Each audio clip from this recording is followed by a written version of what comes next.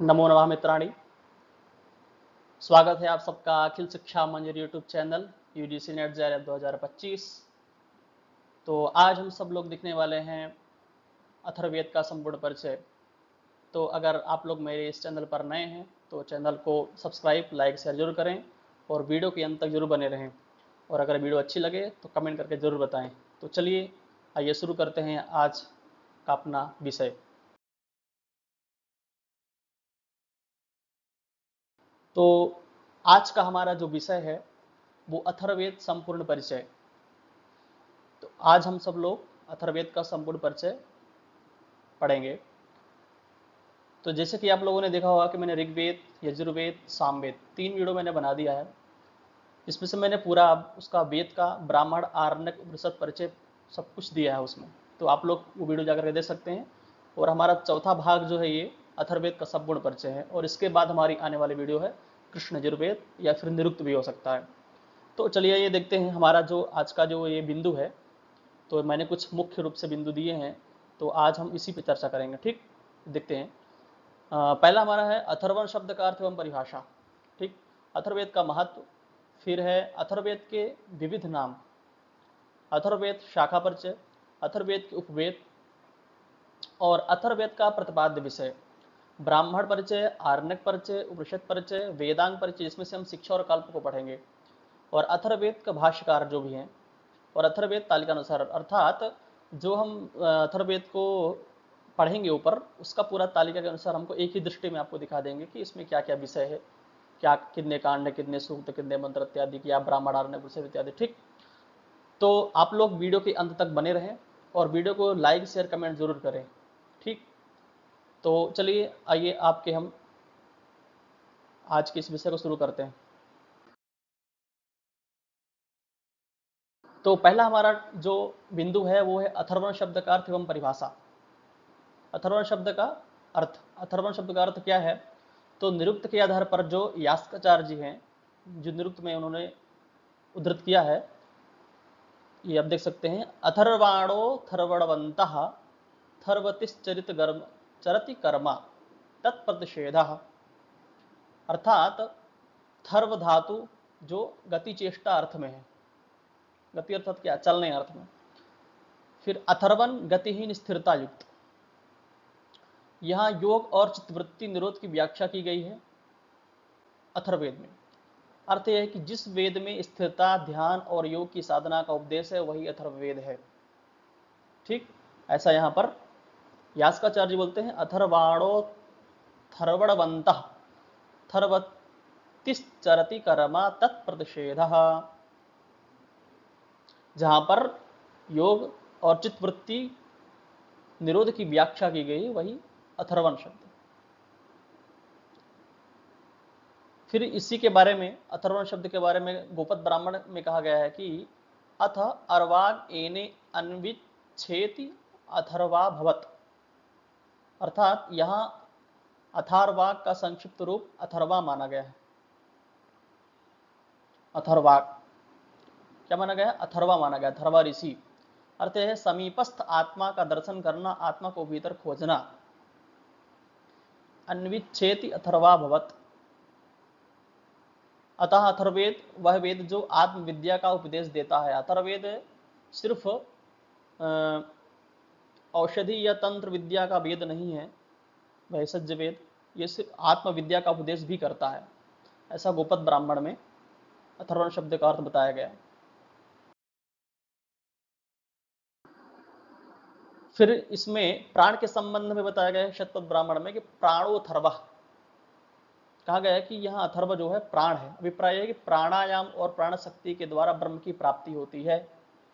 जब अष्टांग योग वगैरह जब करते हैं और जो न्यास का प्राणायाम इत्यादि जो न्यास होते हैं उसमें, उसके द्वारा ही, प्राण शक्ति के द्वारा ही ब्रह्म की प्राप्ति की जा सकती है, अन्यथा ऐसे तो नहीं किया जा सकता। इसलिए यहाँ प्राणोथर्वा बोला गया है। यहाँ पर प्राण अर्थात यहाँ प्राणायाम और प्राण शक्ति के द्वारा।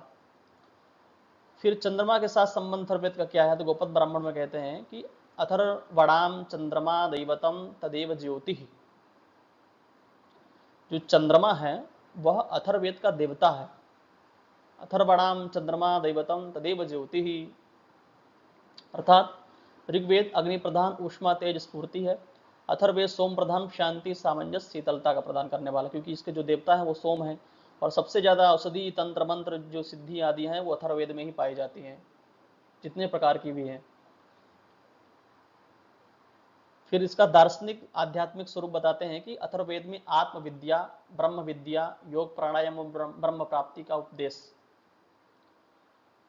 इसमें जो है आत्मविद्या, आत्मा, ज्येष्ठ ब्रह्म, ब्रह्म विद्या, महद ब्रह्म आदि सूक्त का भी यहाँ पर इसमें संकलन है। ब्रह्म प्राप्ति की विधि कांड 10 सूक्त 2 मंत्र 26 से 33 मंत्र तक। तो जो अथर्ववेद है उसमें आत्मविद्या, आत्मा, ज्येष्ठ ब्रह्म, ब्रह्म विद्या, महद ब्रह्म, ये अनेक सूक्त ब्रह्म उसमें पाए जाते हैं। ये ज्यादातर सूक्त मुझे लगता है कि कांड 10 में ही उद्धृत है। तो जिनको ऐसा लगता है कि इसको देखना चाहिए तो वो कांड नंबर 10 सूक्त 2 देख सकते हैं वहां पर जाकर के। ठीक, तो इसमें हमको कुछ अथर्वण शब्द के बारे में थोड़ा ध्यान रखना है, और जो भी यूजीसी नेट के लिए तैयारी कर रहे हैं तो थोड़ा थोड़ा पंक्ति उनको देखना होता है, क्योंकि ज्यादातर वेदों से ज्यादा क्वेश्चन तो आते नहीं है। 5-7 प्रश्न 10 प्रश्न बहुत होते हैं, लेकिन पढ़ना तो पूरा ही पड़ता है, संपूर्ण हमको अध्ययन करना ही होता है, पूछे या नहीं पूछे। ठीक है, फिर हमारा दूसरा है अथर्ववेद का महत्व। चारों वेदों का अपना अलग अलग महत्व है, जिसमें से अथर्ववेद का भी अपना अलग एक महत्व है, जिसमें से लौकिक और पारलौकिक महत्व के बारे में बोलते हैं कि अथर्ववेद ही एक वेद है जो ऐहिक अर्थात लौकिक और आमुष्मिक अर्थात पारलौकिक। लौकिक मतलब जहां हम लोग रह रहे हैं, पारलौकिक अंतरिक्ष ऊपर, दोनों फल देता है। सायण की भूमिका ऐहिकामुष्मिक फलम चतुर्थ व्याच कीर्षति। सायणाचार्य जी अपने भूमिका में लिखते हैं कि अन्य 3 वेद केवल पारलौकिक फलदायक है, लेकिन जो अथर्ववेद है वो ऐहिक और आमुष्मिक दोनों फल देता है। ये महत्व है अथर्ववेद का। फिर इसका राष्ट्रीय संस्कृत महत्व देखते हैं कि पृथ्वी सूक्त में जो बोलते हैं कि ये माता भूमि पुत्रोहम पृथिव्या, मैं पृथ्वी का पुत्र हूं, जो कि देशभक्ति और मातृभूमि के समर्पण की भावना यहाँ पर दर्शाता है अथर्ववेद में, कि माता भूमि पुत्रोहम पृथिव्या, मैं पृथ्वी का पुत्र हूँ। वयम तुभ्यम बलिहृतस्याम, हम मातृभूमि के लिए बलिदान होवें। अथर्ववेद में ऐसा प्राप्त होता है कि सबसे सर्वोपरि हमारा देश राष्ट्र है, उसके लिए हम अपने प्राण की बलि भी दे सकते हैं। वयम तुभ्यम बलिहृतस्याम, यह वैदिक साहित्य में देश प्रेम का प्रथम घोष है। ठीक, फिर अथर्ववेद के जो प्रमुख नाम है, अथर्ववेद का एक ही नाम नहीं है, उसको कई नाम से जाना जाता है, जैसे कि अथर्ववेद, आंगिरस वेद, अथर्वांगिरस वेद, ब्रह्मवेद, भृगवंगिरो वेद, क्षत्रवेद, भैषज्य वेद, छंदोवेद और महिवेद। ये इसके अन्य भी नाम है। अगर कोई बोल दे कि छंदोवेद किस वेद से संबंध है, तो फिर आप उसको ध्यान दीजिए कि अथर्ववेद का ही है। क्षत्रवेद किस वेद से संबंध रखता है, तो अथर्ववेद से ही संबंध रखता है ना। तो ये सब आपके नोट करने के लिए है, ये बहुत इंपॉर्टेंट चीजें हैं, महत्वपूर्ण है आपके लिए ये बिंदु, तो आप इनको देखिए थोड़ा। ठीक, फिर तीसरा है हमारा अथर्ववेद की शाखाएं। अथर्ववेद की शाखाएं कौन कौन सी हैं? तो जो शाखाओं की संख्या के बारे में कहा है महर्षि पतंजलि जी ने महाभाष्य में आनिक एक में कि नवधा अथर्वणो वेदः। उधर ऋग्वेद में क्या बोलते थे? एक विंशधा बाहवृच्यम। फिर यजुर्वेद में बोले थे एक शतमध्वर्यु शाखा। सामवेद में सहस वर्तमान सामवेद, और अथर्ववेद में नवधा अथर्वणो वेदः। तो अथर्ववेद की जो शाखाएं हैं वो 9 शाखाएं हैं पतंजलि जी के अनुसार।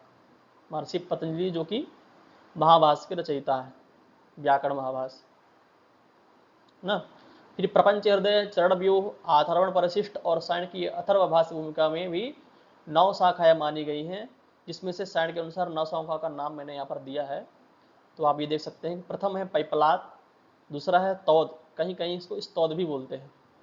फिर मौद, शौनकीय, जाजल, जलद, ब्रह्मवेद, देवदर्श और चारणवैद्य। ठीक, तो ये जो सायणाचार्य जी के अनुसार 9 शाखाएं जो है उन्होंने उद्धृत किया है, लेकिन पतंजलि जी ने वहां पर अपने महाभाष्य में नवधा अथर्वणो वेदा कहा है।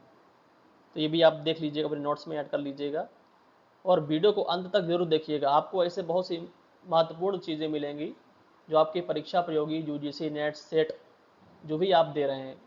नेट का मतलब कर रहे हैं मतलब उसके नीचे स्तर जितनी भी परीक्षाएं हैं आप उसको सबको दे सकते हैं। एक बार अगर कोई नेट की तैयारी कर लिया तो फिर उसको कहीं भी दौड़ा दो। ठीक, तो ये अथर्वण, परिशिष्ट और चरणव्यूह में भी यही नाम मिलते हैं कि ये 9 शाखाएं ही अथर्ववेद की थी। ठीक है, आगे देखते हैं।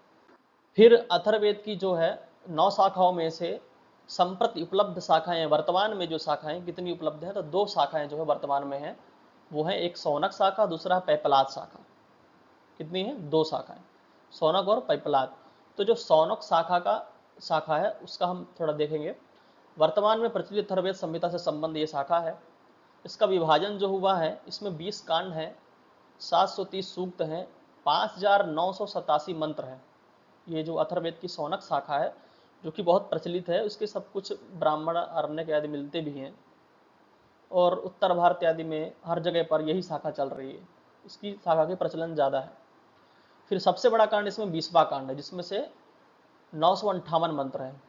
छठा कांड है उसमें 454 मंत्र हैं और 19वां कांड में 453 मंत्र इसमें भी है।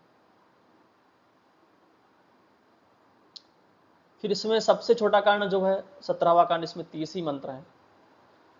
और अगर देखें तो गद्य अंश संपूर्ण ग्रंथ का लगभग 1/6 भाग जो है गद्यात्मक। पूर्णतः गद्य कांड 15वां और 16वां है। जो गद्य में जो कांड है इसका अथर्ववेद का, वो 15 नंबर का और 16 नंबर का जो कांड है वो गद्यात्मक है, जैसे यजुर्वेद है। 50 से अधिक सूत्र इसके गद्यात्मक पाए जाते हैं, ऐसा। तो आप लोग इसमें ये चीज़ें ध्यान में रखें, विभाजन वगैरह जो इसका है, और शाखाएं वर्तमान की कितनी शाखाएं हैं उसके बारे में ध्यान रखें। ठीक, चलिए आइए आगे देखते हैं। फिर दूसरी शाखा हमने देखी पैपलाद शाखा। पैपलाद शाखा जो है संहिता, पैपलाद संहिता है, कश्मीर में शारदा लिपि की पांडुलिपि मिली थी इसकी, कश्मीर में, यहाँ पर नहीं है, तो अपने भारत में ही। फिर 1901 ईस्वी में प्रोफेसर ब्लूमफील्ड ने अंग्रेजी अनुवाद सहित प्रकाशित किया था इसका। लेकिन जो डॉक्टर रघुवीर जी हैं उन्होंने भी इसका संस्करण निकाला था। यह संहिता अपूर्ण ही प्राप्त है, ये पूर्ण तरह से प्राप्त नहीं होती और ज़्यादा चलती भी नहीं है, कहीं कहीं पर चलती है पैपलाद शाखा, ज़्यादा इसका अध्ययन अध्यापन में नहीं है। फिर महाभाष्य में पतंजलि ने अथर्ववेद का प्रथम मंत्र शन्नो देवी रविष्ठया आदि का उद्धृत किया है अपने महाभाष्य में। तो यह सौनकी संहिता में 161 पर आता है, शौनक संहिता, शौनक शाखा। तो मतलब ये है कि हर पैपलाद संहिता में यह प्रथम मंत्र है। इससे पता चलता है कि पतंजलि काल में पैपलाद शाखा का अधिक प्रचलन था। मतलब कि शौनक शाखा का तो अभी है, लेकिन जब पतंजलि जी का जो समय था उस समय पर जो है पैपलाद का भी बहुत ज़्यादा प्रचलन था, इसीलिए उन्होंने मंत्र को जो उद्धृत किया था, वहाँ पर बताया था और उन्होंने बोला भी है नवधा तरवणो वेदः। ठीक, तो हमारे लिए ये थोड़ा विषय रहेगा देखने के लिए, नोट्स करते जाइएगा इनको, जो हमारे लिए मुख्य बातें होंगी। फिर मैंने एक चार्ट दिया हुआ है, इसमें आप दोनों शाखाओं के बारे में थोड़ा थोड़ा देख सकते हैं कि शाखा, कांड, सूक्त, मंत्र, विशेषताएं और स्थिति। तो जो शौनक शाखा इसमें 20 कांड हैं, सूक्त है 730, मंत्र है 5987, विशेषताएं आप बता दिया गया है आपको, बड़े कांड कितने, छोटे कांड कितने, पूर्ण गद्यात्मक क्या है, स्थिति क्या, पूर्ण उपलब्ध है कि ये जो स्थिति है इसकी शौनक शाखा की, तो जो वर्तमान में पूर्ण उपलब्ध मानी जाती है। और जो पैपलाद शाखा है वो अपूर्ण, इसका कुछ भी नहीं मिलता है ज़्यादातर तो। ठीक, तो कश्मीर, शारदा लिपि, सन्नो देवी जो उद्धृत किया गया है पतंजलि जी ने, वो सब चीज़ें में थोड़ा थोड़ा दे दिया है। आंशिक उपलब्ध, थोड़ा बहुत उपलब्ध होती है कहीं कहीं पर, जो चलती गुरुकुलों में वो भी गुरुकुल पद्धति के अनुसार ही चलती है, स्वर भी नहीं मिलता है इसका तो। ठीक है, तो आप इस चार्ट के माध्यम से भी देख सकते हैं। चलिए, है हमारा चौथे नंबर का अथर्ववेद के उपवेद। अथर्ववेद के 5 उपवेद हैं। कितने? 5। गोपद ब्राह्मण में कहा गया है कि पंचवेदान निर्ममीत इति सर्पवेदम, पिशाच वेदम, असुरवेदम, इतिहास वेदम, पुराण वेदम। ऐसा गोपद ब्राह्मण में 1-1-10 में कहा गया है। ठीक, इसका हम थोड़ा संक्षिप्त विवरण देख लेते हैं अथर्ववेद से। कि संबंध 5 वेद। सर्ववेद किसे कहते हैं? जैसे सर्पों के भेद विषय चिकित्सा आदि का जहां पर वर्णन है, जिसका विषय मिलता है, वह सर्पवेद कहलाता है। फिर पिशाच वेद क्या है? पिशाचों राक्षसों की चेष्टाएं की गई है, जहां पर उनकी चर्चाएं की गई हैं कि पिशाच आदि के राक्षसों के बारे में, वह पिशाच वेद है। फिर असुर वेद, माया वेद जिसको बोलते हैं। असुर या तो धानों की गतिविधियां, जादू टोना आदि जो है, माया, जो मायावी जो होते हैं ना, माया जाल जो फैलाने वाले, तो वो असुर वेद और माया वेद कहलाता है। इतिहास वेद, आख्यान, राजवंश, समुद्र और विज्ञान। इतिहास वेद जो मतलब इतिहास को दोहराता है, इतिहास के बारे में बताए, वो आख्यान जिसमें राजवंशों का मिले, समुद्र विज्ञान आदि जो है, इतिहास वेद मिलता है। फिर पुराण वेद, सृष्टि, वंशावली, मनवंतर, सूर्य, तो आप लोग जानते हैं पुराणों में क्या मिलता है? सर्गश्चा, प्रसर्गश्चा, वंशो वन्मंत्राणि चा, पंचम चरितम चैव पुराणम पंचलक्षणम। तो पुराण के 5 लक्षण है, तो यही चीज मिलेगा, वो सृष्टि, वंशावली, राजाओं की और ऋषि मुनियों की, जो भी हैं सूर्यवंशी राजाओं इतिहास का। तो पुराण वेद इसीलिए कहा गया है इसको कि इसमें वंशावली भी है। तो आज इनमें से केवल इतिहास व पुराण उपलब्ध है, शेष अप्राप्य है, बाकी कुछ प्राप्त नहीं होते हैं, उपवेद जो है इसके। ठीक, तो ये भी नाम आपको बहुत आवश्यकता है इसको याद रखने की, नोट्स करने। आइए आगे देखते हैं। फिर हमारा जो 5 नंबर का विषय है वो अथर्ववेद का प्रतिपाद्य विषय है कि अथर्ववेद में है क्या, इसके अंदर क्या विषय है। तो आज हम उसको देखते हैं, आइए। तो प्रोफेसर ब्लूमफील्ड और विंटरनित्स अथर्ववेद का नाम अथर्वांगिरस वेद बोला, क्योंकि अथर्वा जो ऋषि हैं वो इसी वेद के ऋषि हैं, इसीलिए इनको अथर्वांगिरस वेद कहे। फिर अवेस्ता का अध्रवन शब्द जो है, अवेस्ता, फिर अथर्वन अर्थ, उसको अध्रवन से ही शब्द अर्थात अथर्वन कहा गया। अवेस्ता में अध्रवन है और हमारे इधर अथर्वन। इसका अर्थ क्या बताएंगे? पुरोहित, अग्नि पूजक, यज्ञकर्मी, जादू में पारंगत। इसका अर्थ ये बता रहे हैं कि जो पुरोहित, अग्नि पूजक, यज्ञ कर्म, जादू में इत्यादि में, जादू टोना में जो पारंगत वेद है, वही अथर्वन है। अथर्व मंत्र शांति, आरोग्य, रोग निवारण, कल्याण निवारण का है। अथर्वन की जो मंत्र हैं अथर्ववेद में, आप देखते होंगे सबसे ज्यादा शांति कराने वाले ही मंत्र है। वहीं पर बहुत सारे ऐसे सूक्त हैं जो आरोग्य से निवारण दिलाने के लिए हैं। जो रोग, जिसको किसी कोई रोग हो जाए, कोई मतलब कि उनको कोई कष्टदायी रोग हो, तो उसमें ऐसे ऐसे सूक्त हैं जिससे आप हवन इत्यादि करेंगे तो उसका निवारण हो सकता है। अभिचार वाले मंत्र है, भैषज वेद कहा जाता है। फिर आंग्रस मंत्र जो है अभिचार, शत्रुनाशन, कृत्य प्रयोग का निवारण करता है। अभिचार, शत्रुनाशन, कोई आपका शत्रु हो तो आंग्रस मंत्र का प्रयोग करवाइए, शत्रु का नाश हो जाएगा। तो आप लोग प्रयोग मत करिएगा ऐसा, और ऐसा शायद अभी तो वर्तमान में नहीं होगा, क्योंकि इसके लिए भी सिद्धि चाहिए करने के लिए। तो अभी किसी में इतना पारंगत नहीं है कि सब चीजें करे। फिर भी इस प्रकार अथर्ववेद में कल्याणकारी एवं विचार दोनों प्रकार के प्रयोग मिलते हैं। इसका आप संक्षिप्त में देखते हैं। मुख्य विषय रोग निवारण, शत्रु विनाश, आयु वृद्धि, कृषि पालन, ब्रह्म विद्या, विवाह आदि, और यज्ञ, पित्त तर्पण, पृथ्वी स्तुति, सोमयाग। आपने देखा माता भूमि पुत्रो हम पृथिव्या, पृथ्वी सूक्त। फिर अथर्वन मंत्र शांति और आरोग्य हेतु, अंग्रस मंत्र शत्रु विनाश, कृत्य विचार हेतु। ठीक, तो ये अथर्ववेद का विषय है। अगर आपको कभी कुछ पूछा जाए कुछ कि भाई शांति या रोग निवारण किस वेद में, जादू टोना किस वेद से संबंधित रखता है, या फिर पृथ्वी सूक्त किस में है, सोमयाग आदि किस में वर्णित है, तो आप बता सकते हैं कि अथर्ववेद में ही इसका वर्णन मिलता है। चलिए, फिर हमारा 6 नंबर का जो है वो है ब्राह्मण परिचय। तो अथर्ववेद का सिर्फ मात्र एक ही ब्राह्मण प्राप्त होता है, वो है गोपद ब्राह्मण। तो आइए हम गोपद ब्राह्मण का थोड़ा परिचय देखते हैं। अथर्ववेद का एकमात्र ब्राह्मण जो है गोपद ब्राह्मण। पहले इसे सौनकी शाखा से संबंध समझा जाता था, अब यह निश्चित है कि यह पेपला शाखा से संबंध है, ऐसा वैदिक साहित्य में उद्धृत है। संरचना, गोपद ब्राह्मण में कुल 11 प्रपाठक या फिर अध्याय बोल सकते हैं आप उनको। इन्हें प्राय 2 खंडों में विभाजित किया जाता है, पूर्व भाग और उत्तर भाग। जो गोपद ब्राह्मण है वो 2 भाग में विभक्त है, पूर्व भाग और उत्तर भाग में विभक्त है। तो पैपलास शाखा से संबद्धता के प्रमाण क्या देते हैं कि ये किस कारण से संबंध रखता है, इससे शौनक से क्यों नहीं रखता है। तो देखिए, शन्नो देवी रविष्टया ये पैपलाद शाखा का प्रथम मंत्र है, सन्नो देवी रविष्ठया। गोपद ब्राह्मण में स्पष्ट उल्लेख है कि अथर्ववेद का पाठ इसी मंत्र से प्रारंभ होता है। सौनकी शाखा में यही मंत्र 1-6-1 का है, मतलब प्रथम कांड 6 नंबर सूक्त और पहला मंत्र में है, प्रथम पर नहीं है। इसीलिए पैपलाद शाखा में जो ये मंत्र है सन्नदेविष्टया, ये पहले में है, पहले ही कांड है या पहले अध्याय जो भी हो इसका तो कुछ विवरण मिलता ही नहीं है। तो इसलिए ऐसे सिद्ध करते हैं कि जो ये गोपद ब्राह्मण है ये पैपलाद शाखा से संबंध रखता है, ना कि सौनक शाखा से संबंध रखता है। फिर वेंकट माधव की ऋग्वेद अनुकरण में लिखा है पैपलादम अथर्वणाम, गोपद ब्राह्मण का पैपलाद शाखा से संबंध सिद्ध होता है। वेंकट माधव जी जो हैं ऋग्वेद के भाष्यकार हैं वो बोल रहे हैं। ठीक, तो आप लोग ये गोपद ब्राह्मण के बारे में नोट्स कर लीजिएगा। चलिए आगे देखते हैं।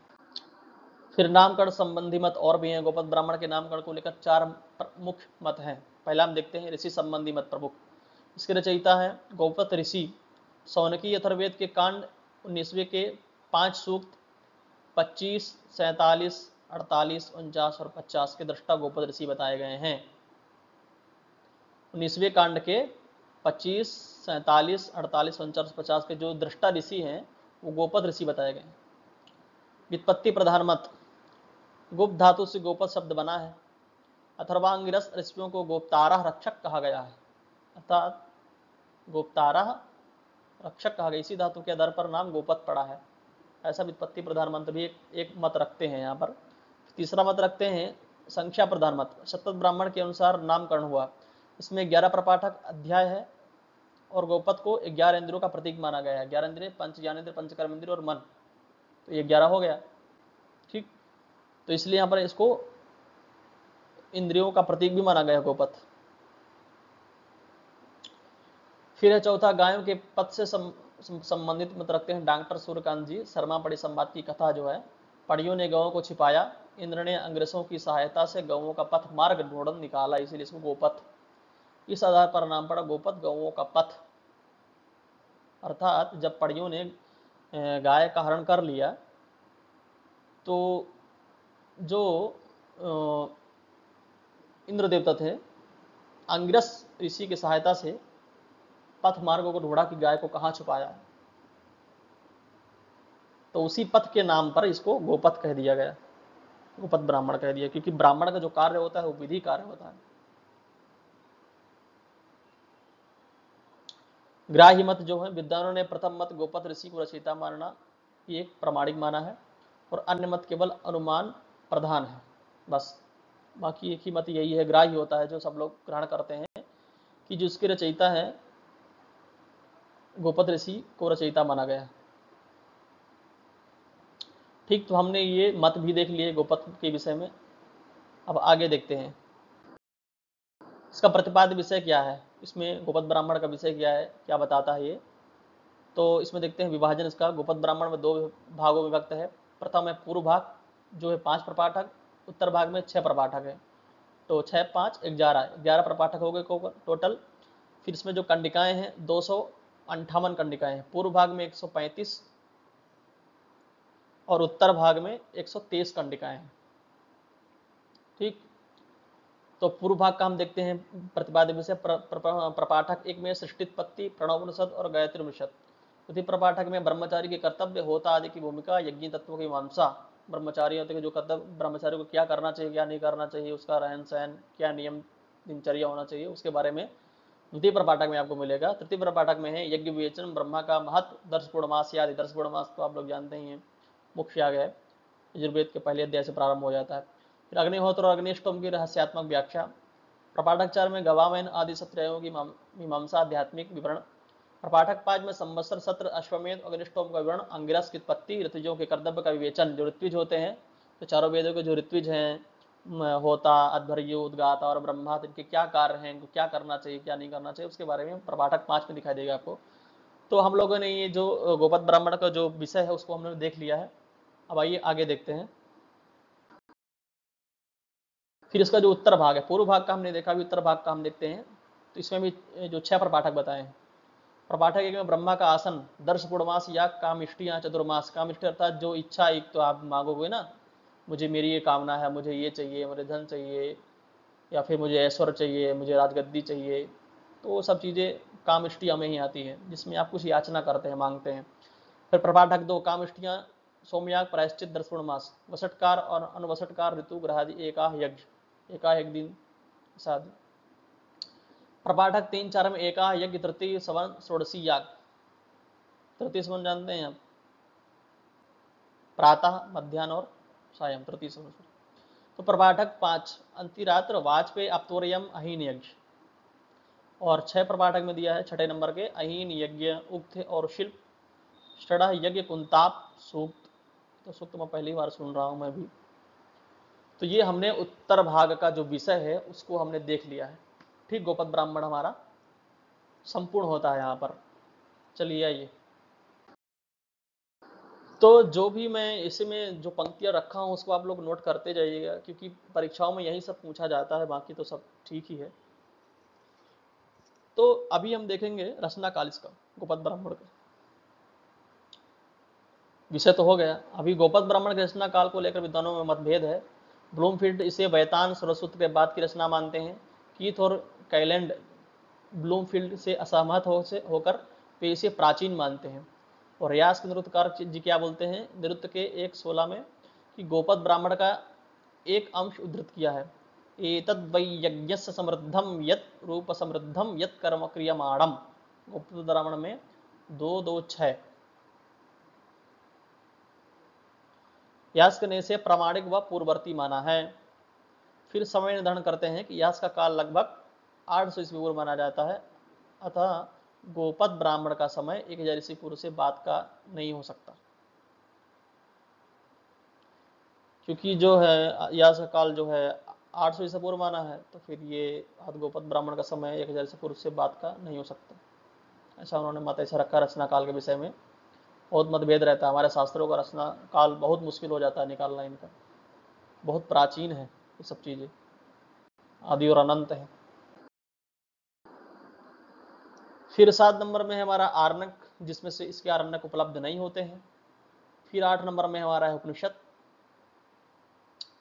तो उपनिषद में हम देखेंगे इसका प्रश्नोपनिषद संक्षिप्त परिचय। जो इसका पहला उपनिषद है वो है प्रश्नोपनिषद।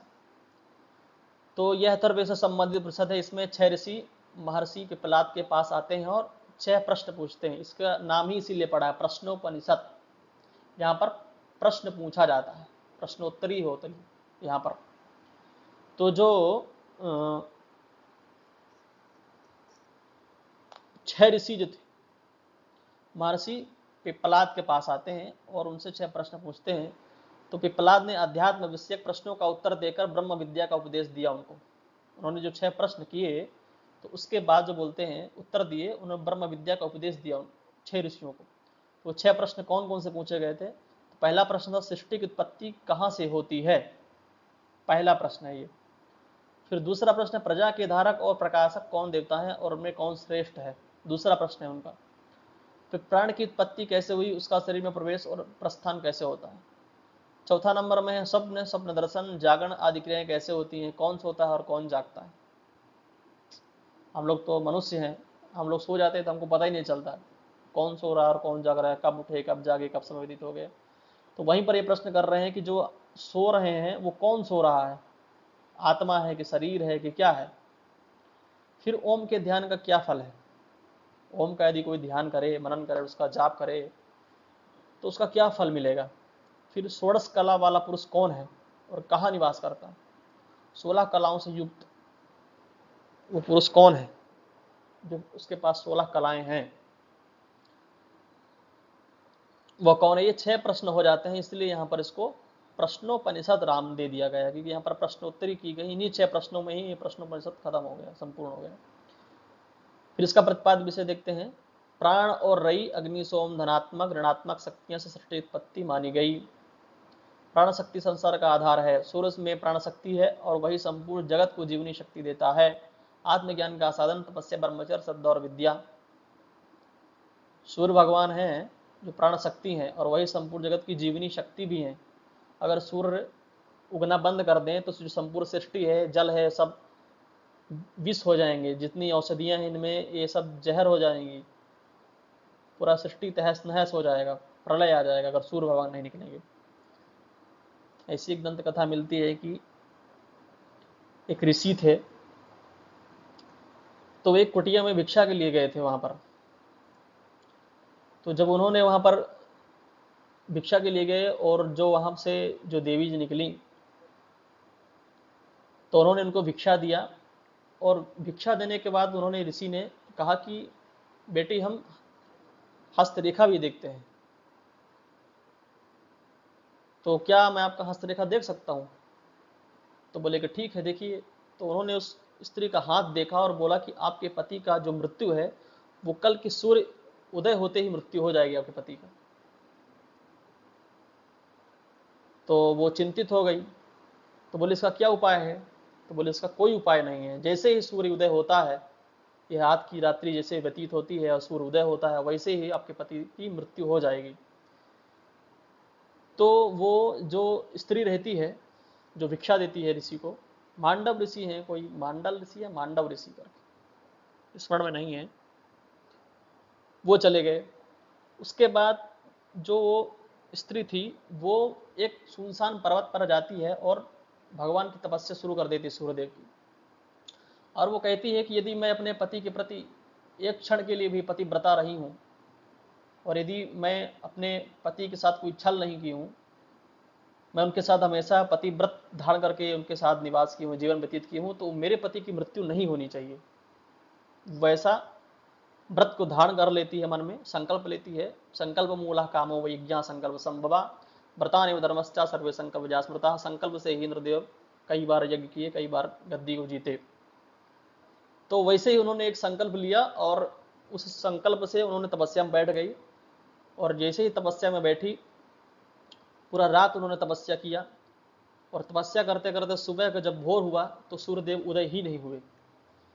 ऐसा 7 दिन तक सूर्यदेव उदय नहीं हुए। पूरे ब्रह्मांड में हाहाकार मच गया, जो जल था वो विस्मय हो गया, औषधियां सब जहर हो गई, पूरा प्रलय मचने लगा। तब देवता लोग आए ब्रह्मा जी के पास, विनती किए सब लोग वहां कि आप इनका कुछ निवारण कीजिए, इनके पति के मृत्यु के लिए ये जो देवी जी तपस्या कर रही हैं इनका क्या कर सकते हैं। तो फिर सब देवताओं ने मिल करके उनके पति के लिए एक प्रार्थना किए, और उनके पति की मृत्यु की जो आयु थी उनको उसको वृद्धि किए, और उनको आशीर्वाद दिए कि आपके पति की जो मृत्यु है वो नहीं होगी। उसके बाद फिर सूर्यदेव प्रकट हुए। उन्होंने ऐसा कह दिया है सूर्यदेव से कि आप उदित मत होइएगा, अगर आप उदित हो जाएंगे तो हमारे पति की मृत्यु हो जाएगी। और सूर्यदेव भी, मतलब स्त्री में इतनी शक्ति है, अगर वो चाहे तो सूर्यदेव की भी रोक सकती है। तो इसीलिए सूर्यदेव जो है, सूर्य में प्राण शक्ति भी है, जीवों को जीवित रखने वाले हैं। ठीक, तो चलिए आइए देखते हैं आगे। ये हमारा विषयांतर हो गया था। फिर दूसरा हमारा मुंडक उपनिषद, संक्षिप्त परिचय 2 है। जो दूसरे नंबर का उपनिषद है हमारा मुंडक उपनिषद, यह भी अथर्ववेद से संबंधित उपनिषद है। मुंडक का अर्थ है मुंडित, मुंडन किए हुए, सन्यासियों के लिए रचित। सन्यासी कैसे होते हैं? हमेशा छौर कर्म में रहते हैं, इसीलिए मुंडित, मुंडन किए हुए, कौन? सन्यासियों के लिए रचित है यह मुंडक उपनिषद। इसमें 3 मुंडक है, अध्याय है, इसको इसमें मुंडक ही रख दिया गया है कि ये मुंडक ही है। इसमें 3 अध्याय और प्रत्येक अध्याय 2 खंडों में विभक्त है। इसको 3 अध्याय है, इसके 2 खंड है सभी में। फिर परंपरा इसमें वर्णित है कि ब्रह्मा ने अपने ज्येष्ठ पुत्र अथर्वन को ब्रह्म विद्या का उपदेश दिया, और यही विद्या गुरु शिष्य परंपरा से आगे चली। गुरु शुश्रूषया विद्या, जो हमारी वेदों की परंपराएं थी, वो ऋषि गुरुकुल से थी। जैसे कि जो ऋषि मुनि थे, ऋषियों मंत्र दृष्टारः, अर्थात ऋषियों ने मंत्रों को देखा, मंत्र ऐसे चलते फिरते थे उनके सामने से, उनको कंठस्थ करते थे, कंठस्थ करके फिर अपने शिष्यों को पढ़ाते थे। तो वही परंपरा चली आई, गुरु शुश्रूषया विद्या। मतलब कि जो श्रुति इसीलिए कहा जाता है ना, कि जो सुन करके एक दूसरे को जो विद्या प्रदान की गई है। अब अभी की जो कलयुगी मनुष्य प्राणी हो गए हैं, उनमें तो इतनी शक्ति ही नहीं है कि इसको वो सुन करके इसको अध्ययन कर सकें, इतना सामर्थ्य बचा ही नहीं है। इसीलिए इसको लिपिबद्ध कराया गया कि अब इसको कर दिया जाए, नहीं तो ये भी लुप्त हो जाएगा, जो शाखाएं बच रही हैं, और तो लुटेरे लूट ले गए, जो बची वो भी चली जाएगी। तो ऐसा कुछ किया जा रहा है, अध्ययन अध्यापन अभी गुरुकुलों में चल रहा है। तो यही गुरु परंपरा है हमारी। ठीक।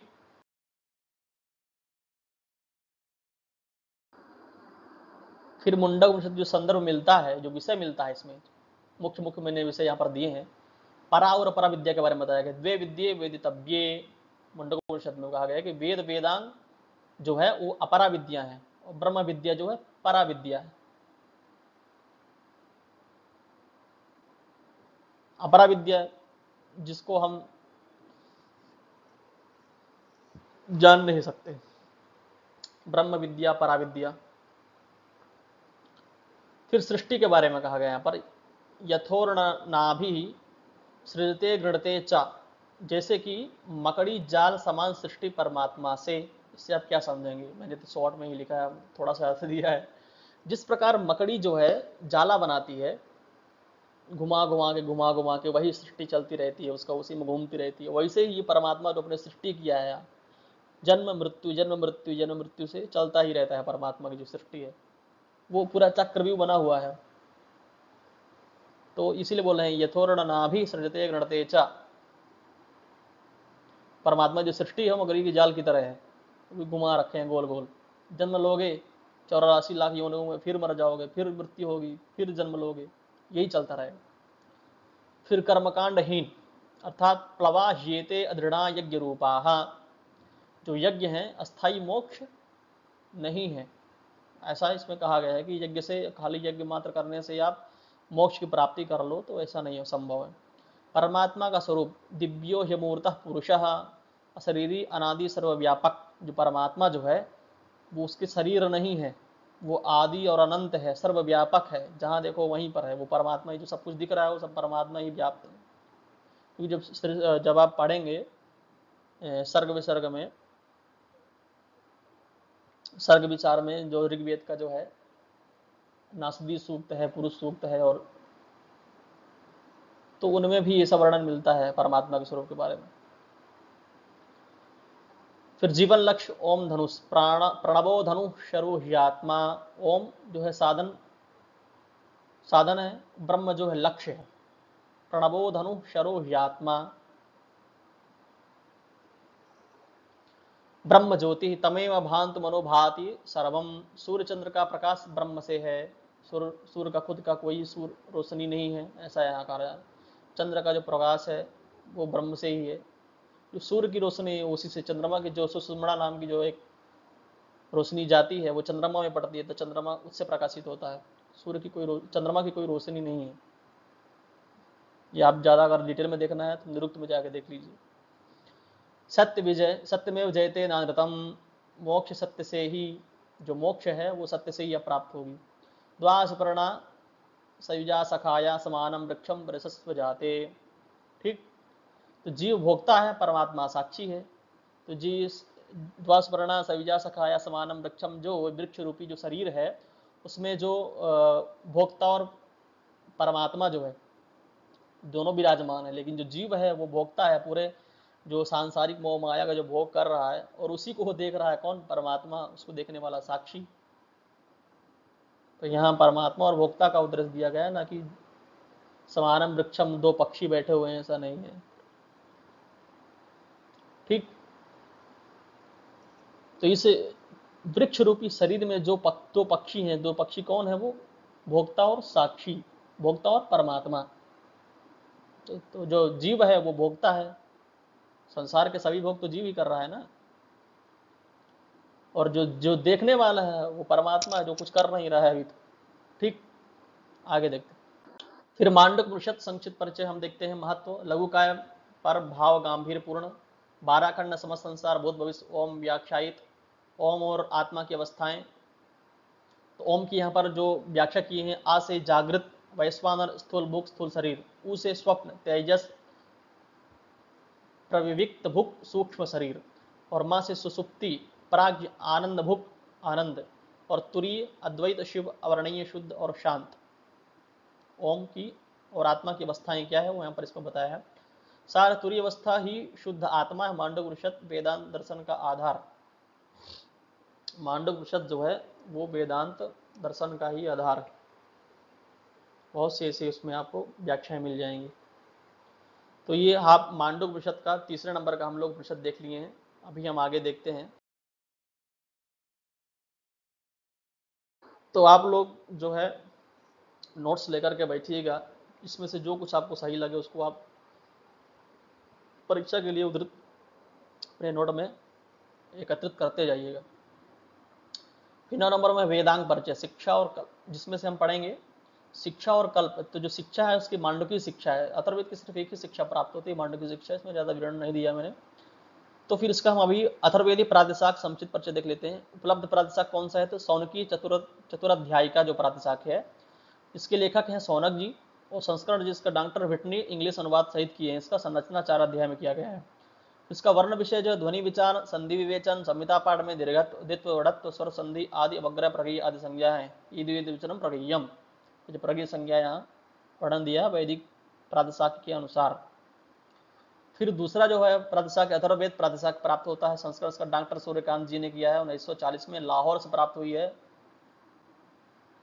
लाहौर में जो हमारा जो तब देश का विभाजन हुआ, तो उधर ही तो नालंदा आदि जो थे विश्वविद्यालय हमारे, तक्षशिला आदि, तो सब उधर ही लाहौर साइड में ही है।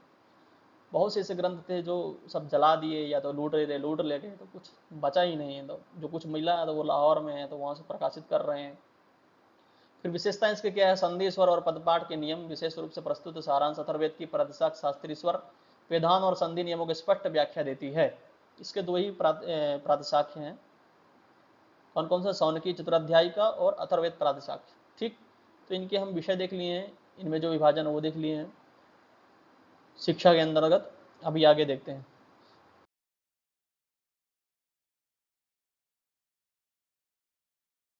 अभी हम देखेंगे कल्प। तो इसमें कल्प के अंदर हम देखेंगे स्रोत सूत्र। कल्प के भी 4 वेद हैं, स्रोत सूत्र, धर्म सूत्र, गृह सूत्र और शूल सूत्र। तो अभी हम देखेंगे स्रोत सूत्र। देखते हैं पहला नंबर में अथर्ववेदी श्वेतांत स्रोत सूत्र है। संक्षिप्त परिचय देखते हैं। अथर्ववेद का एकमात्र स्रोत सूत्र है जो है गोपद ब्राह्मण पर आश्रित है। ये जो वैतान सूत्र है वो गोपद ब्राह्मण पर ही आश्रित है, उसी का ही कुछ लिया गया है हमको लगता है। पूर्वार्ध में कात्यायन और स्रोत सूत्र और कौशिक सूत्र का प्रभाव है इसमें। पूर्वार्ध में जो है कात्यायन स्रोत सूत्र जो यजुर्वेद का स्रोत सूत्र है, और कौशिक सूत्र जो है, इन दोनों का जो प्रभाव है इसमें है। फिर कुछ हस्तलिखित प्रतियों में कौशिकी सूत्र कहा गया है। सूत्रों में सबसे बाद की कृति है ये। पहले चारों वेदों को, तीनों वेदों को हो गया, उसके बाद फिर इसको इसकी रचना हुई है। इसकी जो रचना है, विभाजन है, 8 अध्याय हैं, 43 कंडिकाएं हैं इसमें। इसका प्रतिपाद्य विषय देखते हैं। परिभाषा, दर्शपूर्णमास, अग्न्याधेय, अग्निहोत्र, अग्निष्टि, इष्टि, चातुर्मास, पशुबंध, अग्निष्टोम, उक्थ्य, षोडशी, अतिरात, वाजपेयी, अप्तोरियाम, अग्निचैन, सोत्रामणि, गवामयन, दारसु, यशुमेध, पुरुषमेध, अश्वमेध इत्यादि तो होते निबंध हो गए। सर्वमेध, एका, अहिन यज्ञ और काम इष्टियां, इतने सारे यज्ञ हैं। इसमें से आपको जो करना है आप करवा सकते हैं इसको देख करके 100 सूत्र से। तो आपको सिर्फ प्रतिपाद्य विषय देखना है, ये सब चीजें कि इसमें 100 सूत्र में क्या है क्या नहीं है, इनका थोड़ा बहुत विषय हमको ज्ञान में रहना चाहिए। परीक्षा तो एक बात की बात है, परीक्षा तो हम देते ही रहेंगे, आएगी जाएगी, अनेक परीक्षाएं होंगे भविष्य में बहुत सारी। लेकिन जो हमको इसके साथ साथ आत्मसार भी करना है, अपने शास्त्र ग्रंथों में पकड़ भी रखनी है। ऐसा नहीं है कि बस परीक्षा दे लिए खत्म, अब कुछ नहीं करना है, ऐसा नहीं है। हम नहीं पढ़ेंगे तो कौन पढ़ेगा। सारांश, वैतान सूत्र अथर्ववेद आधारित एकमात्र सूत्र है जिसमें यज्ञ, इष्टि और विभिन्न कर्मकांडों की व्याख्या कौशिक और कात्यायन सूत्र का प्रभाव स्पष्ट है इसमें। वैतान जो सूत्र है, वैतान स्रोत सूत्र है, यह अथर्ववेद आधारित एकमात्र स्रोत सूत्र है। ठीक, तो आप इसका जो प्रतिपाद्य विषय है, इसका जो रचनाएं वगैरह हैं, जो विभाजन है, वो सब देख लीजिएगा, नोट करते रहिएगा। और वीडियो को ज्यादा से ज्यादा आप लोग शेयर करते रहिएगा ताकि सब तक ये पहुंचे। चलिए अब इसका देखते हैं गृह्य सूत्र। अथर्ववेदी कौशिक गृह्य सूत्र का हम सामान्य परिचय देखते हैं। अथर्ववेद का एकमात्र गृह्य सूत्र है ये भी। मुख्यतः शांति कर्म, विचार कर्म, जादू टोना, मंत्र तंत्र और विसर्ज का विस्तार है इसमें। अथर्ववेद तो है ही एक मंत्र वाला संहिता जो है, लेकिन जिसका गृह्य सूत्र है इसमें यही सब चीजें बताता है। पारस का गृह्य सूत्र जो यजुर्वेद का, उसमें आप 16 संस्कार के बारे में जानेंगे, और भी चीजें हैं उसमें।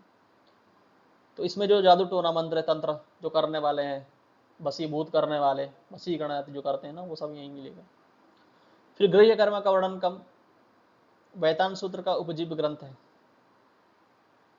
वैतान स्रोत सूत्र जो है उसी का उपजीव्य है। 14 अध्याय इसमें, 141 कंडिकाएं हैं। आचार्य सायण ने विषय ने विशेष अथर्ववेद भाष्य की भूमिका में दिया है इसका। रचना यास्क 800 ईसा पूर्व से पूर्व पहले का है। भाष्यकार दारिल केशव। अन्य ग्रंथ है आथर्वण पद्धति, अज्ञात लेखक है, इसका पता नहीं है कौन है। संस्करण एम ब्लूफील्ड संपादित 1972 मोतीलाल बनारसी दास जी पब्लिकेशन से हुआ है। ठीक, तो ये हो गया हमारा सरल सूत्र और ग्रह्य सूत्र। इसके बारे में ग्रह्य सूत्र जान लिए। अभी हम अगला देखते हैं, इसका विषय वस्तु देख लेते हैं। संस्कार व यज्ञ, स्थाली पाक, दर्शपुर मास, ब्रह्मोद, इंद्रमा, वायु सवन, यज्ञ, गर्भाधान, विवाह, पितृमेद, पौष्टिक विधि, चित्राकर्म, पुष्टि कर्म, शांति कर्म भी है यहाँ पर। पाप, शाप, राज, क्रोध निवारण, गृह शांति, कुस्वाप्न निवारण, अपशकुन शांति। अर्थ विषय क्या, गो समृद्धि, लक्ष्मी साधन, वृष्टि साधन, कृषि वर्धन, जो भी है सारे विषय इसी में है। फिर राजतंत्र से संबंधित क्या है, राजा का कर्तव्य क्या होना चाहिए, शत्रु सेना सम्मोहन, नाशन, निर्वासित राजा की पुनः स्थापना, अभिषेक, जो मतलब निर्वासित राजा जो निकाल दिए गए हो फिर उनको पुनः स्थापना करनी, अभिषेक आदि जो। अभ्युदय, सिद्धि कर्म, ग्राम नगर सुरक्षा, पुत्र पशुधान वृद्धि, लक्ष्मी वर्धन, सौभाग्य वर्धन, व्यापार विजय आदि का भी। अभ्युदय अर्थात सिद्धि कर्म।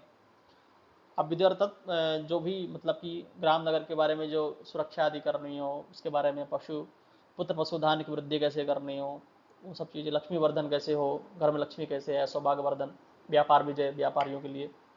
शिक्षा, मेधा जनन, ब्रह्मचारी के कर्तव्य, अध्ययन विधि, अध्ययन विधि अगर किसी को देखना हो मुझे कैसे अध्ययन अध्यापन करना चाहिए, मेधा जनन, मेधा कैसे बढ़ानी चाहिए, तो वो सब चीज़ें यहाँ पर मिलेंगी आप। फिर एकता व कल्याण, सामंजस्य लोक कल्याण, एकता कैसे बनाए, क्योंकि बोलते हैं ना कि संगे शक्ति कलौ युगे, अगर संग नहीं होगा तो आप लोग तो जानते ही हैं कि हमारा संग के बिना कुछ नहीं है। तो जो कार्य आप अकेले नहीं कर सकते वो आप कार्य संग में मिलकर करेंगे तो बहुत जल्दी ही पूर्ण होता है, इसलिए संग भी आवश्यक। भैषज, रोगोपचार, ज्वर, हृदय रोग, राज, यक्ष्मा, वात, पित्त, कफ रोग। जो यक्ष्मा रोग है वो रोगों का राजा है, अयक्ष्मा, ये तो यजुर्वेद में भी प्राप्त होता है, यहाँ भी सबका निवारण बताया गया है इसमें। अविचार, कर्म, शाप, राज, क्रोध निवारण, जादू टोना, कृत्या परिहार।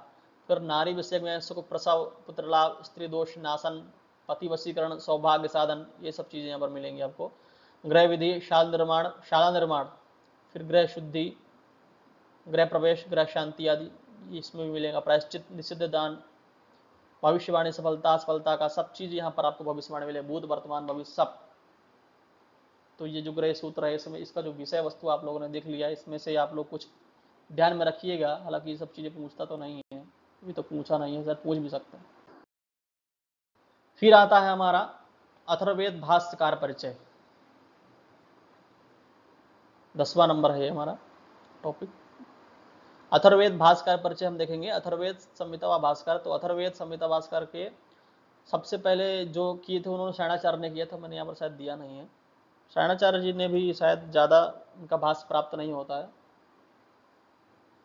हमको लगता है 10-11 कांडों में ही मिलता है, 12-14 कांड तक। दुर्गादास लाहिड़ी जी सायण भाष्य सहित अथर्ववेद सोनक शाखा 5 भागों में व्यक्त किया है।